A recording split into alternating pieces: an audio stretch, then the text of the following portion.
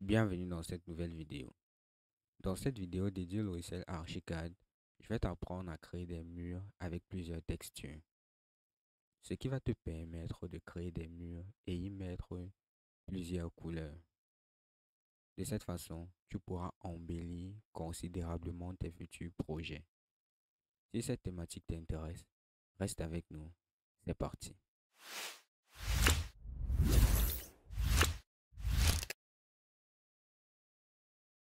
Chez Soft Learnings, nous proposons plusieurs offres de services telles que la réalisation des maquettes numériques structurelles, la création des gabarits de projets et des méthodologies de travail propres aux entreprises, en passant par la création des objets paramétriques, la réalisation des études structurelles et la production des plans d'exécution, la formation du personnel d'entreprise sur Revit. Pour tout besoin, n'hésitez pas à nous contacter sur nos différentes pages LinkedIn, Facebook et Instagram ou nous envoyer un mail à l'adresse suivante contact@softlearnings.com. Nous sommes impatients de pouvoir collaborer avec vous.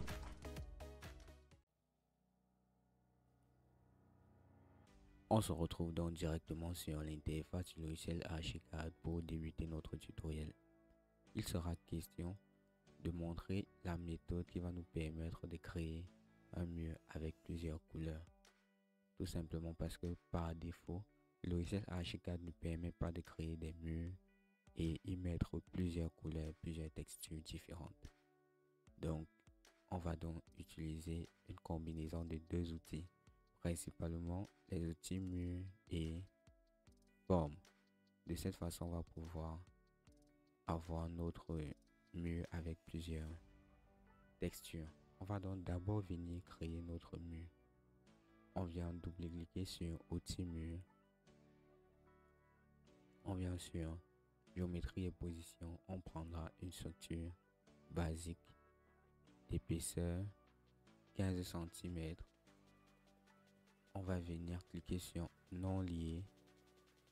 On prendra 0 ici et on mettra 3 mètres de hauteur. On va ensuite venir sur modèle et on va activer toutes ces textures-ci et les lier ensemble comme ceci. Et on viendra choisir peinture blanc titanium et c'est ici. Et on clique. Et voilà. Ensuite, on va simplement cliquer sur OK. On veille bien à avoir ce mode de construction-ci. Et on va venir construire notre mur. Comme ceci. Voilà. On viendra sur point de vue façade et on va venir créer une façade juste devant notre mur. Et on va l'orienter dans ce sens ici. Voilà. On va donc venir cliquer sur notre façade. On va faire un clic droit. On vient sur ouvrir avec les réglages de vue actuels. Et on fait un clic. Et là, on a dans notre mur. On va venir sur l'onglet descend et on va choisir forme. On clique une fois sur forme et on prend le mode de construction rectangulaire. On vient juste ici, on clique une fois et on étire sur tout notre mur. La première dimension, on ne va pas la modifier et on va modifier juste la deuxième. Et pour ce faire, on va appuyer sur tabulation deux fois. Donc, tabulation, tabulation. Ensuite, on entre 0,3. Entrée. Voilà, on a notre forme qui est créée. Maintenant, on peut venir visualiser. Voici les résultats en 3D. On va venir sur rez-de-chaussée. Rez-de-chaussée, on va appuyer sur Escape pour désélectionner notre façade. On va venir sur notre façade comme ceci et on va essayer de sélectionner notre forme. Mais là, on a juste la façade qu'on peut sélectionner.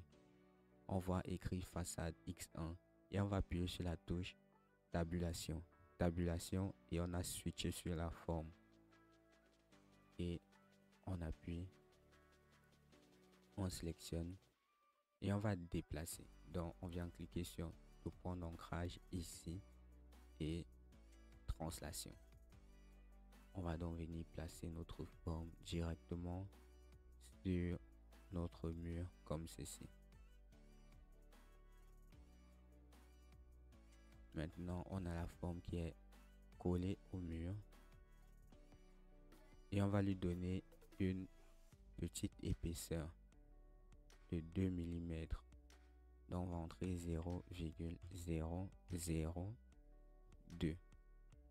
Entrée. Et voilà, on a notre forme avec une épaisseur.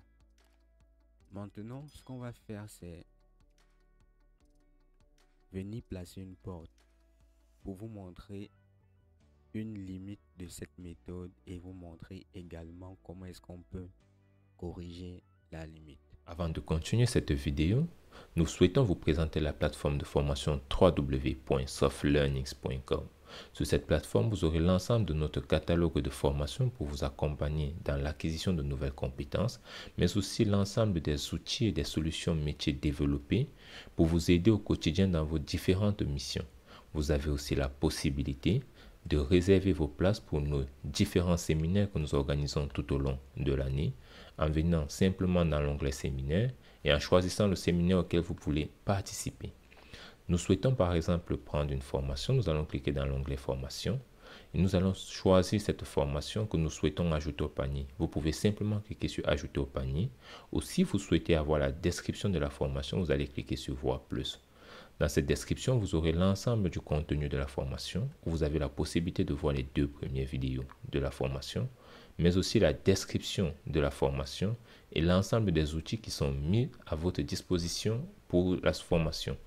Une fois que vous êtes convaincu, vous allez simplement cliquer sur ajouter au panier.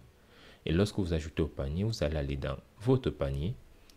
Dans votre panier, vous allez attribuer ou bien mettre votre code promotionnel si vous avez, afin de bénéficier des réductions, et cocher cette case pour accepter les modalités de vente et vous allez procéder au paiement. Lors du paiement, vous avez 3 possibilités. Donc, soit vous pouvez prendre un paiement pour 6 mois, pour 12 mois ou pour 24 mois. En fonction de celui que vous allez choisir, vous pouvez choisir pour 12 mois ou pour 6 mois. Ça dépendra de vous.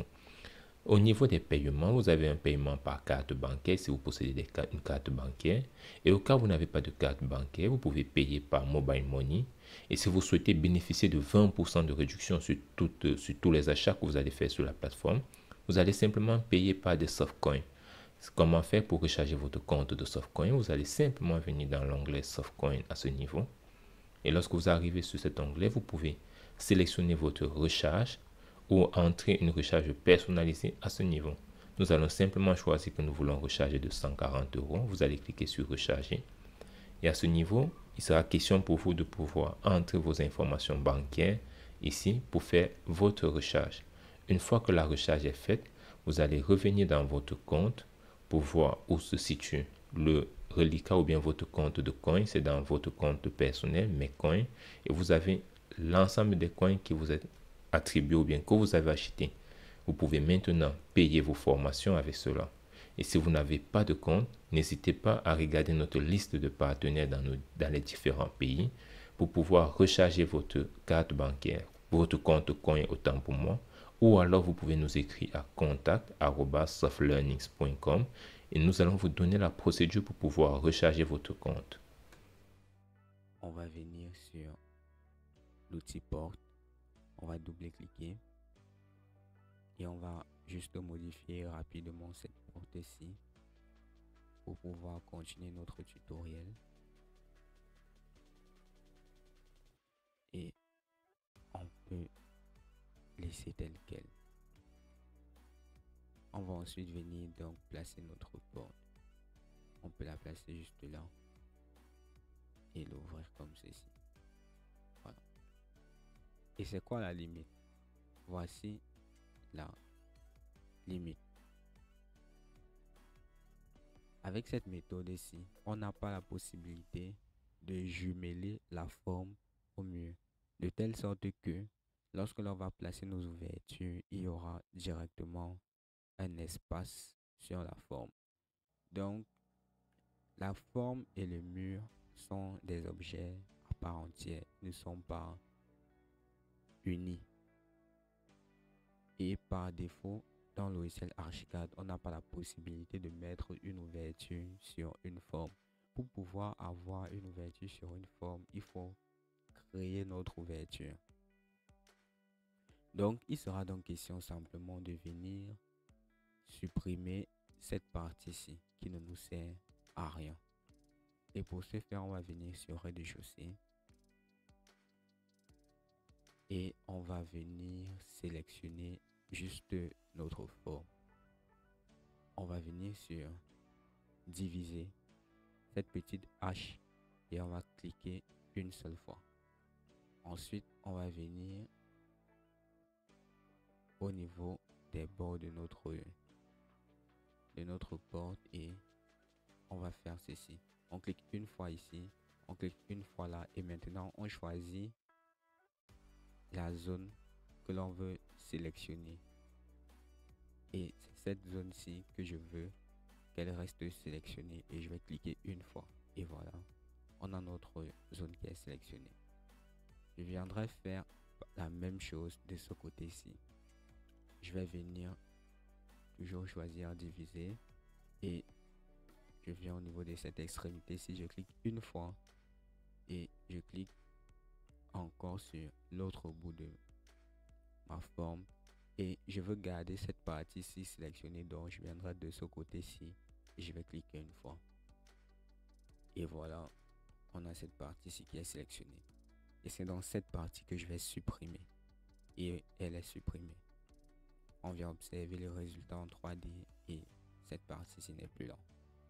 Généralement, lorsque l'on fait cette méthode ici pour avoir plusieurs textures, on fait les finitions ou du moins les décorations après avoir placé toutes les ouvertures, ce qui nous permet de ne pas faire cette procédure-ci. Ça nous évite cette procédure-ci. Mais je voulais simplement vous montrer comment est-ce que ça se passe si vous faites cette erreur-là. Donc, vous devez toujours placer d'abord vos ouvertures avant de commencer à faire les finitions pour avoir un beau projet. Maintenant, il est donc question de donner des couleurs à notre forme et on va simplement venir la sélectionner, maintenir la touche Shift et la resélectionner, faire un clic droit, venir sur option forme sélectionnée et on va cliquer sur remplacer surface pour pouvoir l'activer et on va choisir simplement brique américaine et on va cliquer sur OK et voici comment est-ce que ça rend.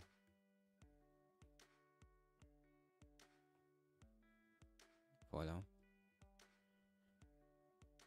on a la possibilité d'augmenter